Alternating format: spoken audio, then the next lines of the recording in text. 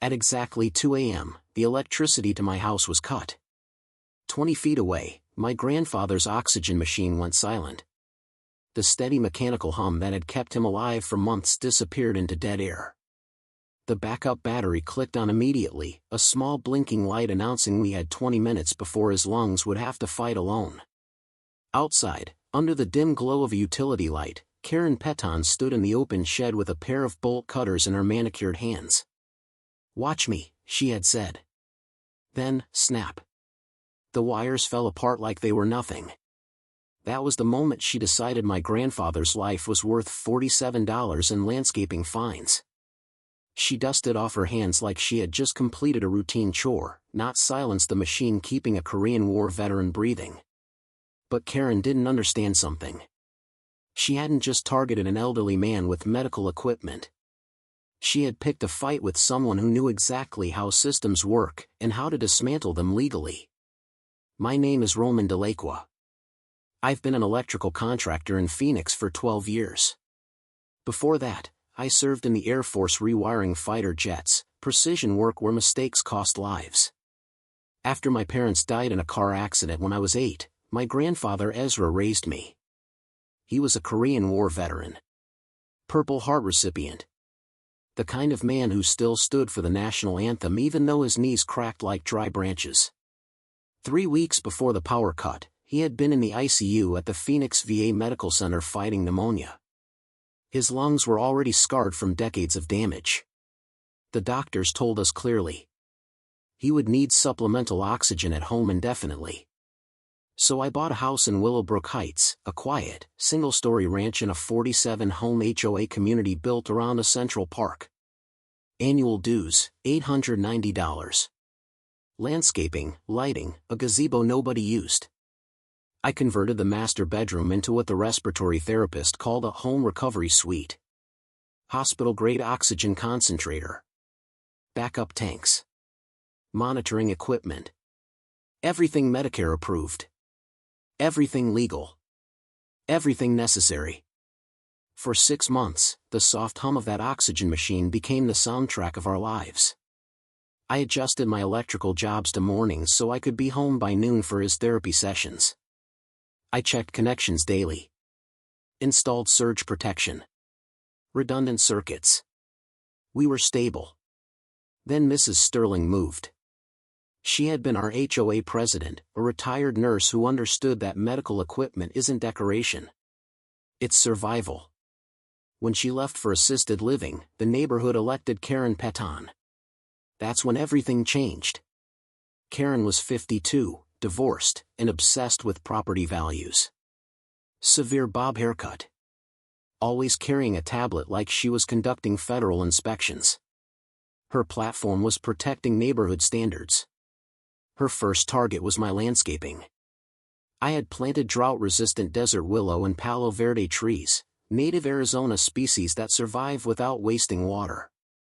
Karen fined me $47 for non-approved plant varieties. According to her interpretation of the covenant, I should have planted Bradford pear trees, a species that struggles in Phoenix heat. When I tried explaining sustainability, she cut me off. The covenant doesn't recognize environmental preference, she said. Week 2, $93 fine for excessive vehicle noise. My diesel work truck starting at 5 a.m. Week 3, $187 fine for unauthorized commercial activity. The oxygen delivery truck that serviced my grandfather once a month. Each fine escalated. Each citation mentioned medical visibility. Then I caught her photographing my grandfather through his bedroom window while he slept, oxygen cannula clearly visible. That was when I realized this wasn't random enforcement. It was targeted. Karen called an emergency HOA meeting titled, "Zoning Violation Threatens Neighborhood Safety." She presented a 12-page slideshow labeling my grandfather's oxygen equipment as industrial storage and hazardous material accumulation. Mrs. Patterson, a retired nurse, raised her hand. That's a home oxygen concentrator. They're quieter than most dishwashers. Karen smiled thinly. We must follow guidelines, not emotions. That's when I stood. I had spent the day researching federal disability law. The Fair Housing Act requires reasonable accommodations for medical needs. Federal protections supersede HOA covenants. Even the zoning representative shifted uncomfortably when I cited precedent. But Karen pushed a vote anyway. 4 votes passed restrictions on medical visibility and delivery frequency. My grandfather's right to breathe had just been regulated by neighbors worried about resale value. When residents filed out, Karen approached me. "Perhaps a senior care facility would be more appropriate," she said. I looked her in the eye. "You just made a very expensive mistake." Because I wasn't guessing about the law. I was preparing to use it. What I didn't yet know was how far Karen would go. I assumed fines, harassment, bureaucratic pressure. I didn't expect bolt cutters. I didn't expect 2 a.m. And I definitely didn't expect her to try to frame it as an electrical hazard. But that's exactly what happened. The certified letter came 3 days before the power cut. It cited an emergency covenant allowing temporary utility disconnection during safety violations. She scheduled an inspection for a time she knew I'd be working out of town. The battery countdown hit 18 minutes before I reached the house. When I pulled into the driveway that night, I saw my grandfather struggling to breathe. Neighbors were gathering. Mrs. Patterson was already checking his vitals. Paramedics arrived within minutes. And Karen, standing beside the severed wires, insisted it was for neighborhood safety. That was the moment this stopped being an HOA dispute. It became federal. Because intentional interference with life-sustaining medical equipment isn't a covenant issue. It's a civil rights violation. And Karen had just committed it in front of witnesses. She thought she was enforcing landscaping standards. What she had actually done was trigger federal protections that would dismantle everything she built. The desert night smelled like burned insulation and diesel exhaust as the ambulance lights faded down the street. Karen believed she had won. She had no idea she had just escalated this into a battle she couldn't possibly win. And the next move would change the entire neighborhood forever. The morning after the power cut, my house was silent.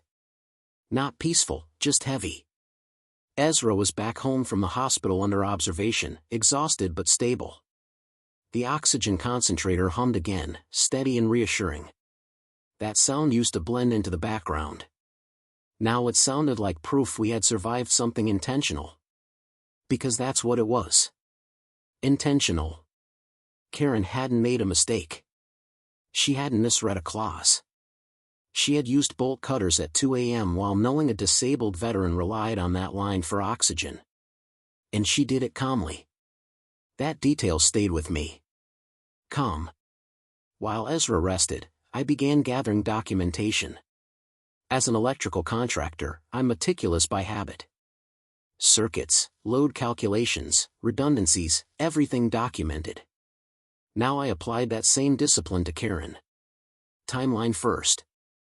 Fine escalation, photographs through windows, board vote, certified letter, emergency disconnection. Next, motive. Because people don't escalate to that level without something driving them. And Karen wasn't emotional. She was strategic. The first real breakthrough came from my neighbor Jake. Jake works commercial construction downtown and has connections in real estate development. He knocked on my door that Sunday afternoon looking uneasy. "You ever heard of Pinnacle Properties?" he asked. I hadn't. "They specialize in demographic transitions," he said, lowering his voice. Corporate language. Translation: buy homes from elderly owners below market value, flip them to younger families. Jake's friend had mentioned something strange. Pinnacle had been asking about our neighborhood specifically. Houses with senior relocation potential. I felt something click into place. Karen's harassment wasn't random enforcement. It was pressure. Pressure creates urgency, urgency creates discounted sales. And discounted sales create profit. That night I drove to Sunset Meadows Assisted Living. Mrs. Sterling answered her door with surprised eyes. When I explained what had happened, she didn't look shocked. She looked tired. She did this before, Mrs. Sterling said quietly. Different neighborhood. Same pattern. Target families with visible medical equipment, label them as facility violations. Escalate fines, isolate them socially, push them toward selling. 3 families in her previous HOA had sold below market value after months of escalating citations. One had a dialysis machine, another used home oxygen, another had wheelchair modifications. Karen documented everything as commercial medical intrusion. When they couldn't afford the fines and legal stress, they sold. To buyers connected to Pinnacle Properties. That wasn't speculation. Mrs. Sterling showed me copies of court filings from a lawsuit against Karen in that community. The words on those pages were chilling. Pattern discrimination against disabled residents. Court-ordered damages. She had declared bankruptcy before paying the full amount. Then moved. And started over. I drove home under desert stars realizing this was no longer about my grandfather alone. This was systematic. And Karen had underestimated one thing. I don't respond emotionally first. I respond structurally. The next step was evidence consolidation. Mr. Kowalski, quiet, observant, tech-savvy, had security cameras facing half the street. When I told him what I was building, he invited me inside. His living room looked like a surveillance command center. Weeks of footage. Karen walking properties late at night, measuring windows, photographing medical devices, talking to board members privately. Then he played something that changed everything. Audio. Karen coaching 2 board members. Make sure the power cut looks accidental. We can't have documentation of intentional interference. I didn't speak for a full 10 seconds. That wasn't HOA enforcement. That was conspiracy. And now it was recorded. I filed a police report, but local officers classified it as a civil dispute pending review. So I escalated properly. I contacted a disability rights attorney recommended through the VA network, Sarah Martinez. We met in her downtown office surrounded by stacks of federal housing cases. When I explained the sequence, fines, targeting, late-night utility cut, recorded coaching, she leaned back slowly. Roman, she said carefully, this isn't just HOA overreach. She started listing potential violations. Fair Housing Act discrimination. Intentional interference with medical equipment. Retaliatory harassment. Conspiracy to violate civil rights. Then she said something that shifted my thinking entirely. When someone interferes with life-sustaining equipment knowingly, federal agencies take that very seriously. This wasn't small claims court territory. This was HUD, possibly Department of Justice, potentially federal criminal exposure. Karen thought she was operating inside a suburban power bubble. She had stepped into federal jurisdiction. But the real turning point came from an old folder I found while gathering property records. Our original deed. The property had been part of a 1987 development plan designed for aging residents. Buried in the legal language was something extraordinary. A perpetual medical utility easement. In plain terms, any life-sustaining medical device installed in the home had priority access to utilities. That protection superseded HOA restrictions. Karen hadn't just violated federal disability protections. She had violated the property's original recorded easement.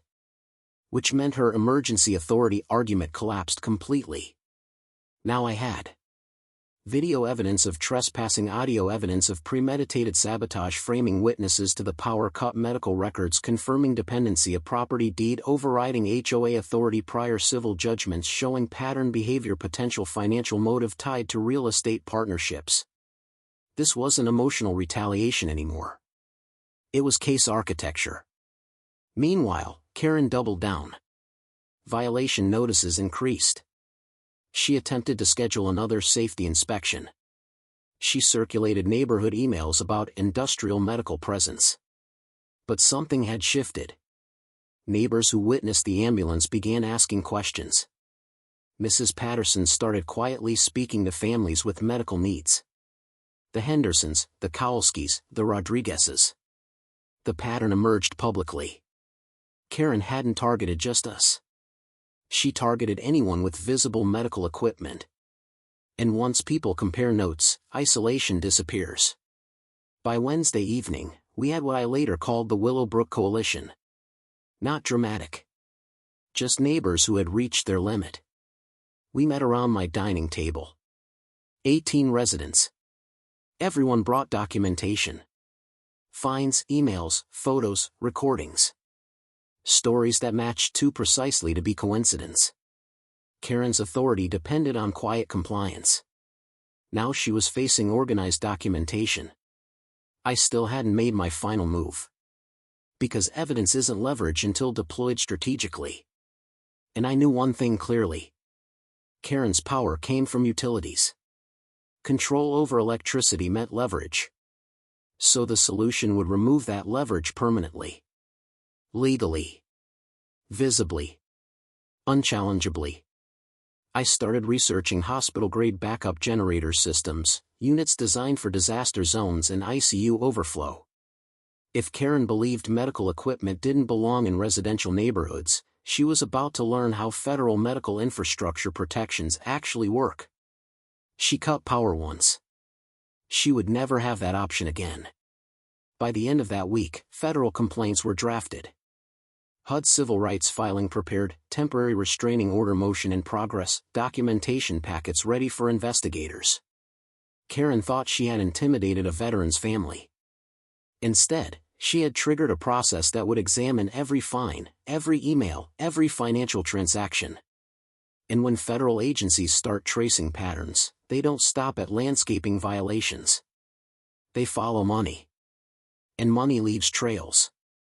That night, as Ezra slept peacefully with stable oxygen saturation, I sat in the quiet living room listening to the steady hum of his concentrator. That sound no longer felt vulnerable. It felt protected. Because the next step wasn't reaction. It was demonstration. Karen believed she controlled the grid. She was about to discover she didn't control federal law. And when that realization arrived, it wouldn't come quietly. It would arrive on wheels. By Monday morning, everything was in motion. Legal filings had been submitted. Documentation packets were time-stamped and scanned. Witness statements were signed. The HUD complaint had a case number. Karen didn't know that yet. What she did know was that she had scheduled another emergency compliance review for the following evening, complete with a building inspector and what she described in her email as a residential health specialist. She was escalating publicly. So I decided to escalate visibly. But legally.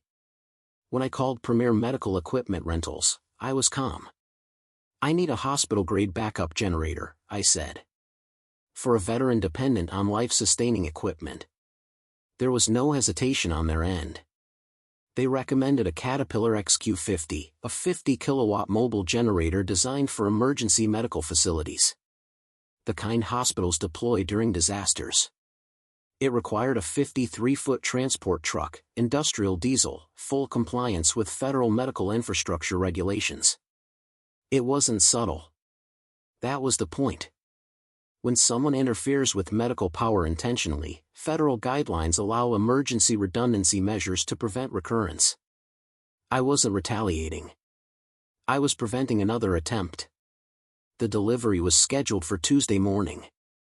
I moved it up to Monday night. Karen's emergency HOA meeting was set for 7 p.m. in the community center. By 6:30 p.m., residents were gathering. By 6:45 p.m., Karen had arranged folding tables, printed packets, and a projector displaying slides titled Residential Medical Hazard Enforcement Plan. She looked confident. Composed. Like someone who believed authority was still hers. Then, at 6:52 p.m., the low rumble began. At first, it sounded distant, like a truck shifting gears somewhere beyond the main road. Then headlights turned onto our narrow residential street. And the 53-foot generator transport rolled in slowly, deliberately, filling the lane like a moving wall of steel. Conversations stopped mid-sentence. Karen turned. The truck eased to a stop directly along the curb adjacent to the utility access point. Its hazard lights flashed amber against the beige stucco homes. The Caterpillar engine idled, a steady, controlled industrial presence. The technician, Dave, stepped out wearing a reflective vest and federal medical transport credentials. He began deployment procedures calmly. Cable routing, grounding, load balancing setup. No drama.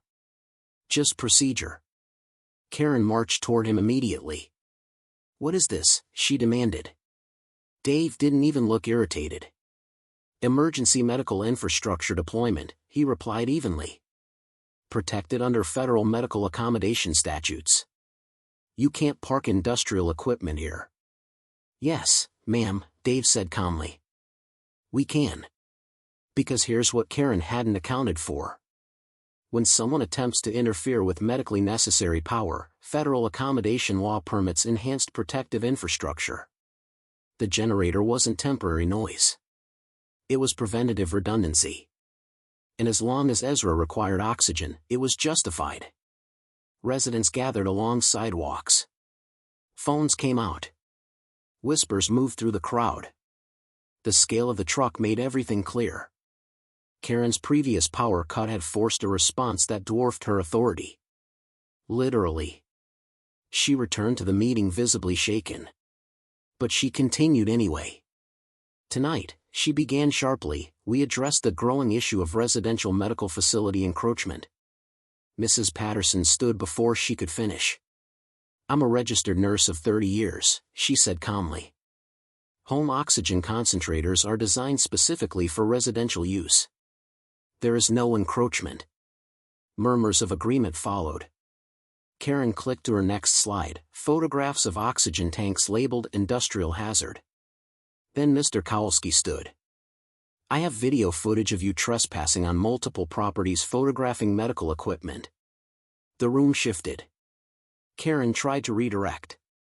"This meeting is about community standards." That's when I stood up. "The HUD complaint has been filed," I said clearly. Case number included. Pattern discrimination. Retaliatory enforcement. Intentional interference with life-sustaining equipment. Silence. Then someone asked, "Is that about the power cut?" Mrs. Patterson answered before I could. "Yes. The night Mr. DeLake's grandfather was hospitalized because the electricity was severed." Karen's face lost color. She pivoted quickly. "That was an emergency safety measure." At that exact moment, the generator outside increased output briefly as Dave tested load capacity. The rumble carried through the building. It wasn't aggressive. It was authoritative. A reminder. Karen attempted to regain control. "I am the HOA president. I have authority over enforcement actions." A voice from the back, "Mr. Rodriguez," responded. "Not over federal disability protections." That was the moment her base fractured. Board members who had supported her earlier began avoiding eye contact. Because no one wants to attach their name to a federal civil rights investigation. Then Mrs. Garcia entered. She had driven from Sunset Meadows with a folder of court documents. She didn't shout. She simply laid the papers on the table. "This is the prior federal judgment," she said calmly. "Disability discrimination. Same pattern. Same tactics." She looked directly at Karen. "You did this before." The room felt smaller. Air heavier. Karen tried to dismiss it as irrelevant past litigation. But once neighbors saw the words "pattern discrimination" printed in court language, the narrative shifted permanently. The meeting dissolved into open questioning. Residents shared their own stories. Wheelchair ramp citations, asthma nebulizer noise violations. Prescription delivery commercial activity warnings. It wasn't isolated anymore. It was systemic. And systemic patterns attract investigators. Outside, the generator completed installation. Dave connected automatic transfer systems ensuring seamless backup if grid interruption occurred again. No bolt cutters would matter now. No utility shed access would threaten Ezra's breathing. Karen walked outside after the meeting, visibly furious. She tried calling city enforcement to demand removal. But emergency medical infrastructure, when properly documented, is protected. City officials confirmed compliance. She was out of procedural options. The psychological impact was immediate. Her authority depended on control. The generator symbolized removal of that control. It was louder than her, bigger than her, legally stronger than her. And parked entirely within regulation. The next morning, local news showed up. Someone had tipped them off. A camera crew filmed the massive truck dominating the quiet suburban street. The headline practically wrote itself. HOA dispute escalates after power cut to disabled veteran. Reporters asked Karen directly whether she had authorized the disconnection. Her answer, medical equipment belongs in appropriate facilities, circulated online within hours. Public opinion shifted fast. Because no matter how you spin it, oxygen is not optional. By midday, federal investigators contacted my attorney. The audio recording from Mr. Kowalski was formally submitted. The HUD complaint triggered preliminary inquiry. And once federal inquiry begins, resignation often follows. That evening, Karen's lawyer emailed the board. Effective immediately, she was stepping down pending investigation. No speech.no defense, just withdrawal. Her authority had evaporated. The generator remained for another week, not out of spite, but until formal protective orders were confirmed. Neighbors brought coffee to Dave. Children took pictures in front of the massive truck. What began as tension became solidarity. And something unexpected happened. Property values didn't drop. They stabilized. Because communities that protect vulnerable residents become stronger, not weaker.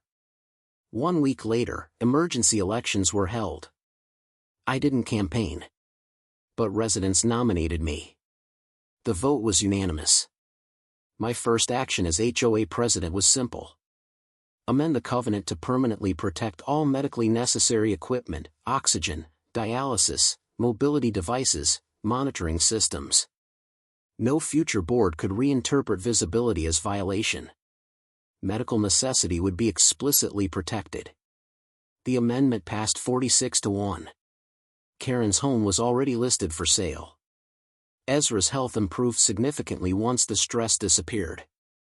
The steady hum of his oxygen concentrator no longer felt fragile. It felt secured. And the generator, though gone, had done its job. It wasn't about noise, it wasn't about dominance. It was about removing the ability of one person to weaponize utilities against someone who couldn't defend himself physically. Karen believed rules were leverage. She learned that federal law is stronger. And when she tried to control oxygen with bolt cutters, she triggered a response measured not in anger, but in infrastructure. Karen's resignation was quiet. Too quiet. The email from her attorney was only 3 paragraphs long. It cited personal reasons and a desire to avoid further community disruption. No acknowledgement of the power cut. No mention of the federal complaint. Just distance.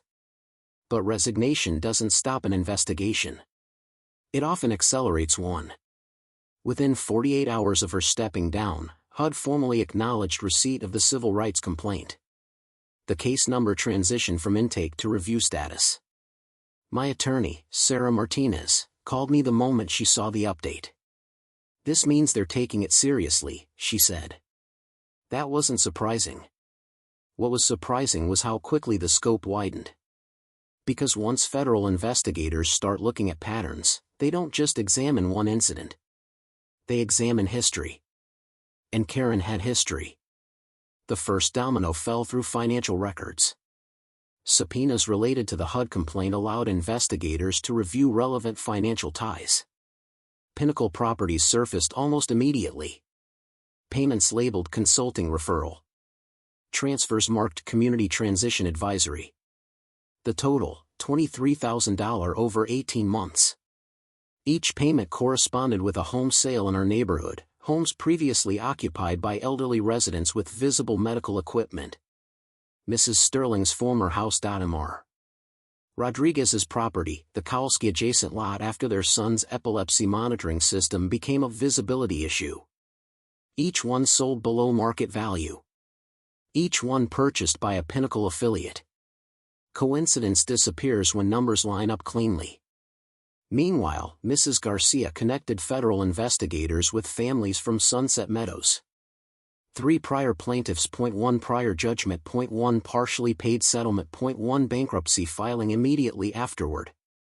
Pattern. That word matters legally. Isolated incidents can be dismissed as misunderstandings. Patterns demonstrate intent. Karen's pattern was clear. Identify medical vulnerability, apply escalating pressure, create social and financial stress, frame it as compliance enforcement, facilitate discounted sale, collect referral fee. Repeat. The FBI Phoenix field office contacted me next. Not dramatically. No flashing lights. Just a calm request for documentation. They wanted the audio file, the video footage, the certified letter, the easement clause from the deed, medical dependency verification. When federal agents use the word interference, they're not speaking casually. Intentional interference with life-sustaining medical equipment crosses from civil violation into potential criminal exposure. Especially when recorded coaching suggests premeditation. Karen had believed her authority shielded her. But authority within an HOA does not override federal civil rights statutes. And it certainly does not permit tampering with utilities connected to medical life support. News coverage amplified pressure. Channel 12 ran a follow-up segment featuring Mrs. Patterson explaining home oxygen equipment safety standards. A local disability advocacy group issued a statement condemning harassment of medically vulnerable residents. Social media circulated footage of the generator deployment with captions framing it as a stand against discrimination.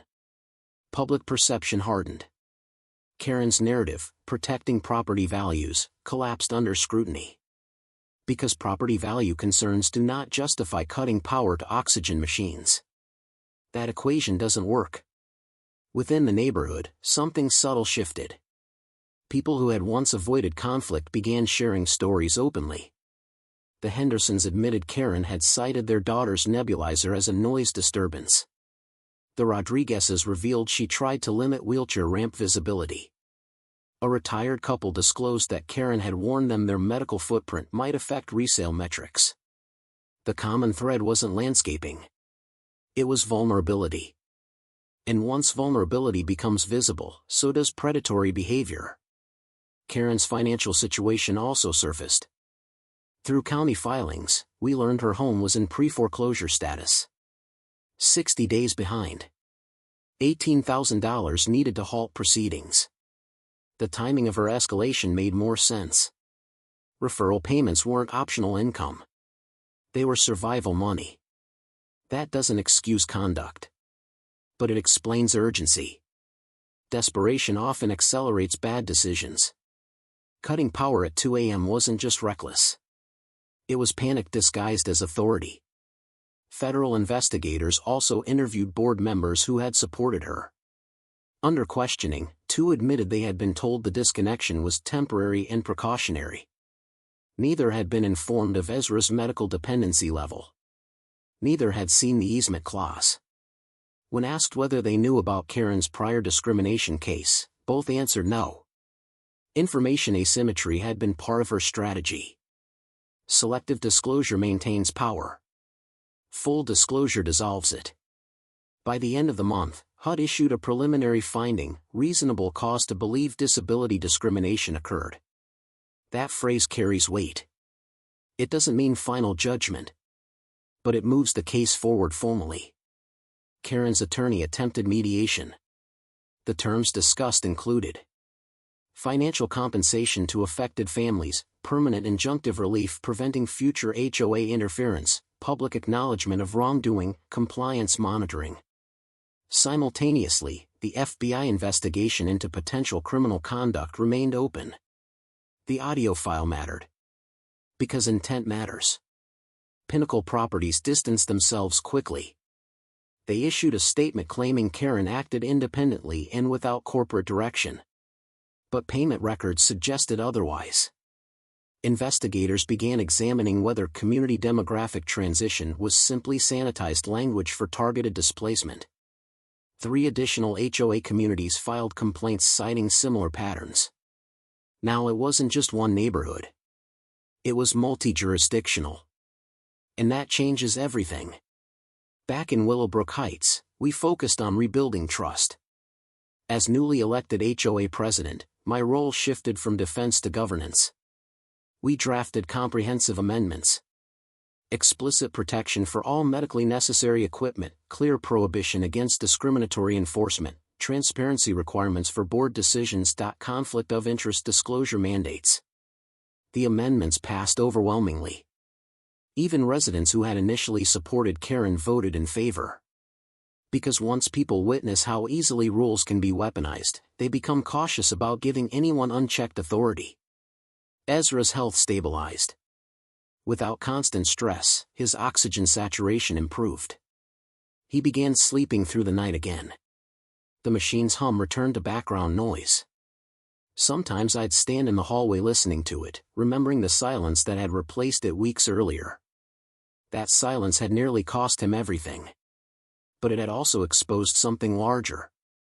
The settlement negotiations concluded 3 months later.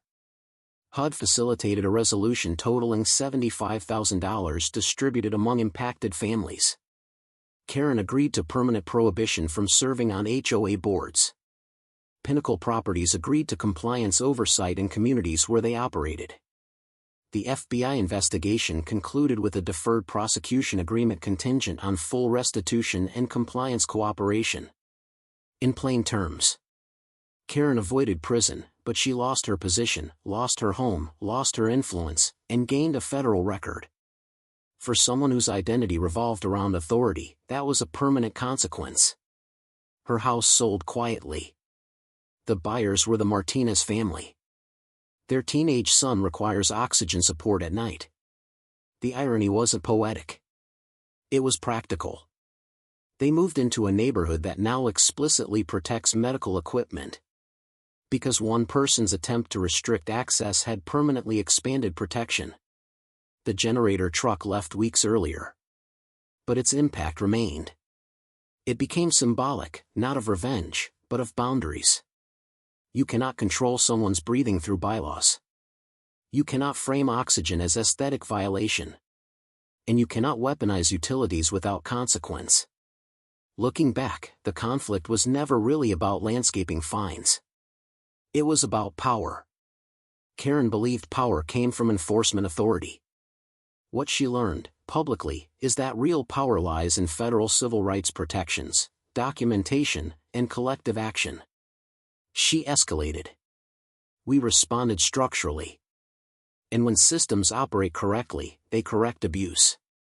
Ezra sometimes jokes about the generator. He calls it the biggest extension cord in Arizona. But he understands what happened. And so do I. That night at 2 a.m., when the power went out, Karen believed she was ending a dispute. Instead, she triggered an investigation that dismantled a pattern of discrimination spanning multiple neighborhoods. Some battles escalate because of anger. This one escalated because oxygen stopped. And when oxygen stops, the response is never small. Once the investigations were underway and Karen formally stepped aside, the neighborhood entered unfamiliar territory. For the first time since Willowbrook Heights was built, the HOA wasn't driven by enforcement energy, it was driven by repair. That shift didn't happen automatically. Trust had to be rebuilt. Because when residents witness authority being misused, it leaves a residue. People become quieter. Guarded. Suspicious of meetings and emails and official notices. My first responsibility as the newly elected HOA president wasn't policy. It was tone. The first open meeting under new leadership was held in the park, not the community center. No podium.no slideshow.no enforcement packets. Just folding chairs in a circle. I opened with something simple. No one in this neighborhood should ever worry about whether their medical equipment is allowed. There was visible relief in faces around the circle. Not dramatic, just subtle easing. Mrs. Patterson sat beside the Martinez family, whose son now used oxygen at night. The Hendersons brought homemade cookies. Mr. Kowalski adjusted one of his portable speakers but didn't play anything this time. This meeting wasn't about exposing someone. It was about establishing something. Stability. We reviewed the new covenant amendments line by line. Permanent medical accommodation protections, clear language overriding aesthetic enforcement for health-related equipment, strict conflict of interest disclosure for board members, recorded vote transparency. Every clause was designed to prevent ambiguity. Because ambiguity had been Karen's tool. She had operated in gray areas: interpretation, visibility standards, community character. We removed gray. Medical necessity was now explicitly protected. Unconditionally. The amendment passed 46-1. The lone dissenting vote wasn't hostile, just hesitant about overcorrection.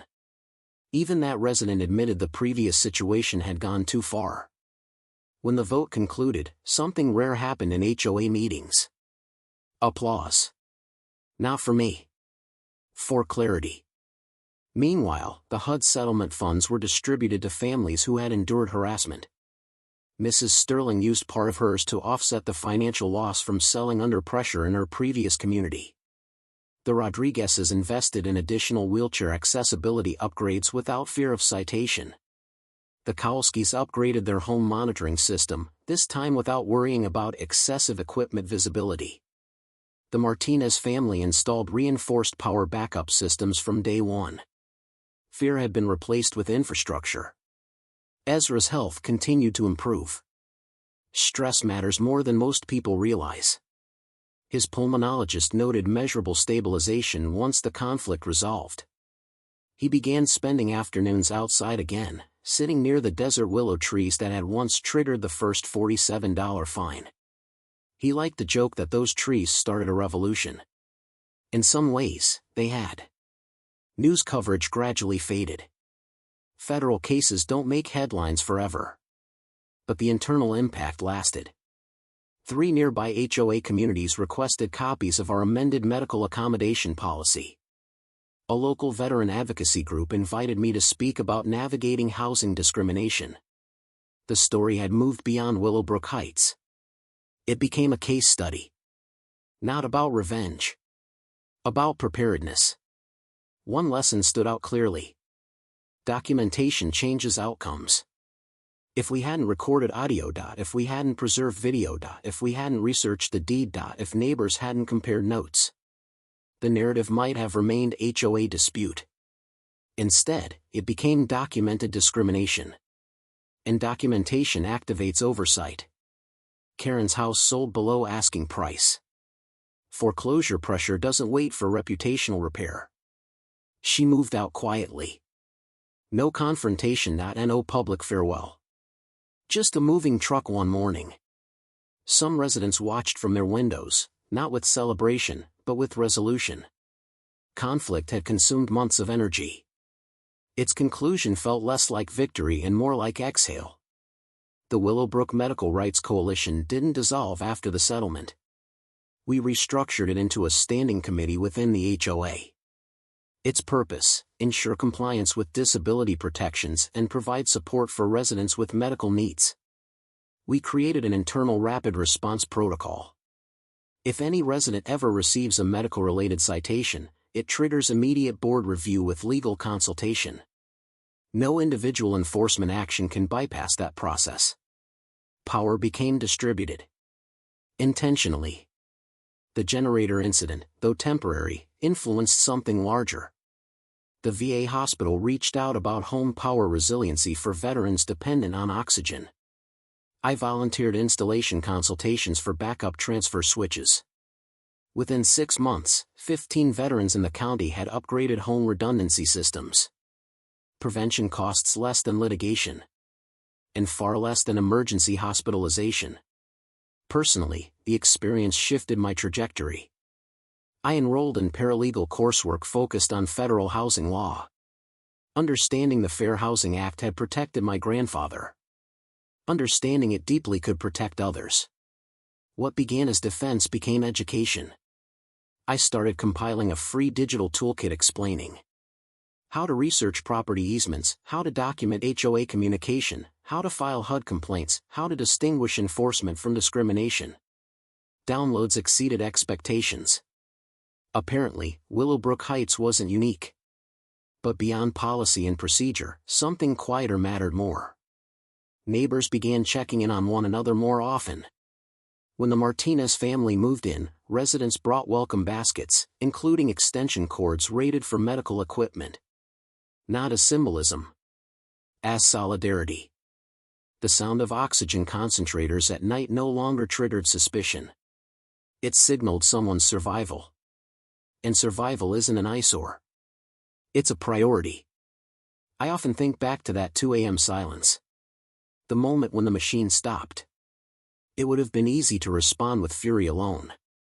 But anger doesn't build durable protections. Structure does. Karen relied on selective enforcement and authority optics. We relied on documentation, law, and collective transparency. One approach collapses under scrutiny. The other strengthens with it. The transformation of Willowbrook Heights wasn't dramatic on the surface. The houses remained beige, the park remained green, the gazebo remained mostly unused. But beneath that stillness, something fundamental changed. The neighborhood became resilient. Not because conflict happened, but because conflict was resolved through accountability. Ezra sometimes asks whether I regret escalating things. I tell him no. Because escalation wasn't the goal. Protection was. And once someone attempts to control a life-sustaining machine with bolt cutters, de-escalation without boundaries isn't an option. Boundaries had to be visible. Enforceable. Permanent. Now, when I attend HOA meetings, the agenda rarely includes violations. It includes maintenance schedules, landscaping improvements, community events. Normal things. The way it should be. And every time I hear the steady hum of oxygen through a bedroom window during an evening walk, I'm reminded. That sound represents something simple. Not conflict. Not controversy. Just breathing. And breathing doesn't require permission. The story could have ended with the settlement. Most do. The psychological shift. What surprised me most wasn't the legal outcome. It was the psychological one. Before the incident, neighbors viewed the HOA as an authority to appease. Afterward, they viewed it as a structure to participate in. Attendance at meetings increased, volunteer committees formed, transparency became expectation. When people witness systems correcting abuse, trust rebuilds differently. Not blind trust. Informed trust. The generator's legacy. The Caterpillar XQ50 returned to its fleet long ago. But the image of it parked on our quiet street still circulates online occasionally. Some caption it as defiance. Some as overkill. I see it differently. It was a visual boundary marker. A declaration that oxygen is infrastructure. And infrastructure is protected. Karen believed she could control vulnerability by controlling utilities.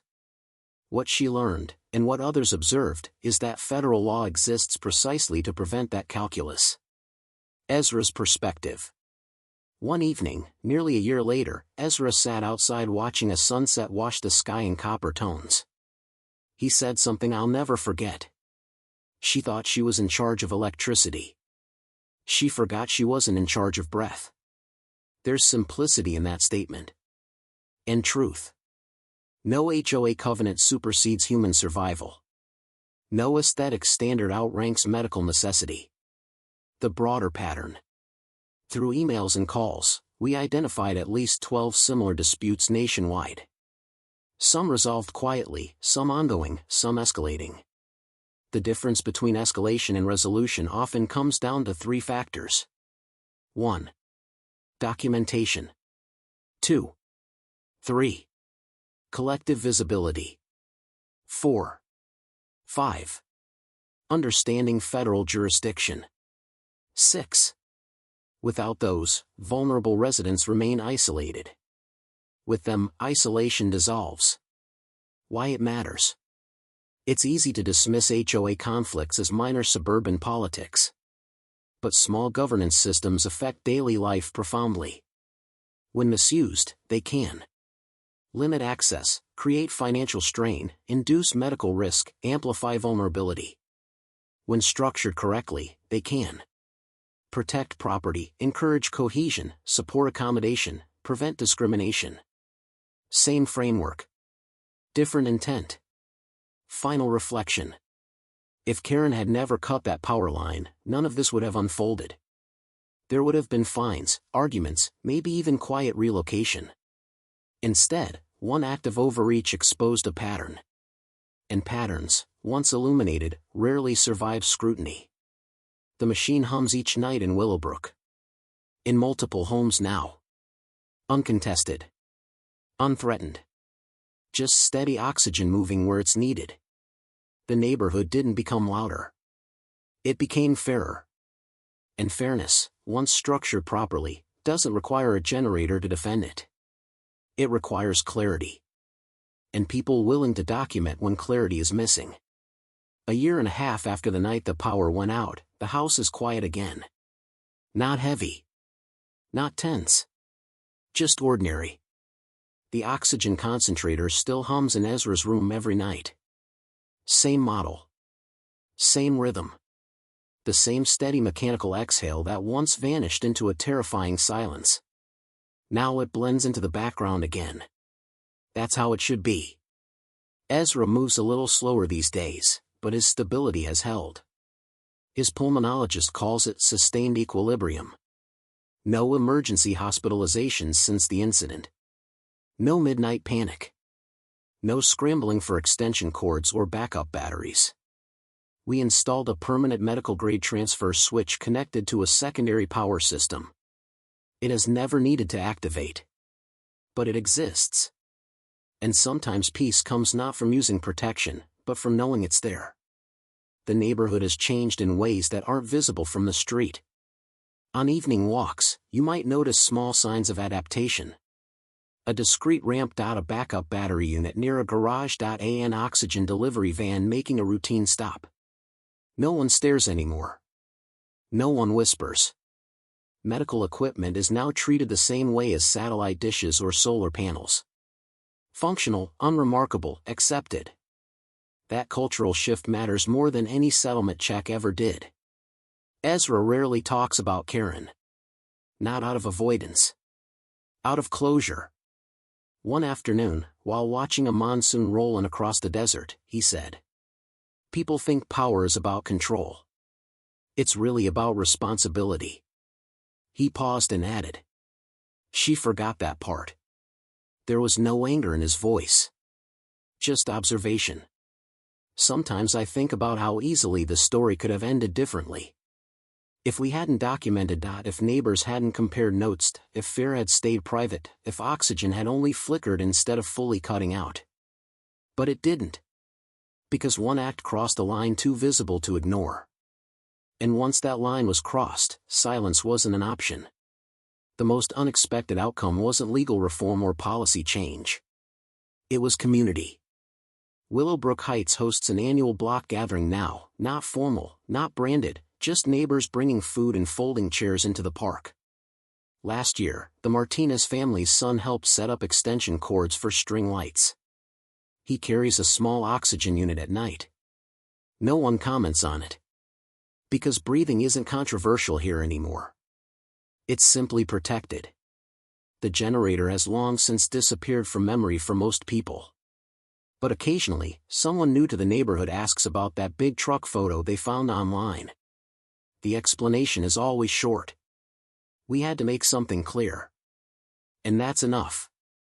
In the end, the story was never about defeating someone. It was about establishing a boundary. You do not get to decide whether another person's lungs are aesthetically pleasing.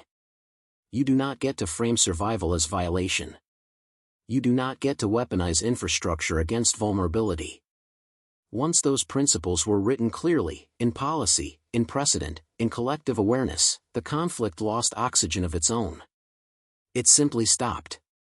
Tonight, like every night, the concentrator hums steadily. A small machine. A steady rhythm, air moving where it needs to go. No headlines. No meetings. No generators. Just breathing. And breathing, as it turns out, doesn't need permission.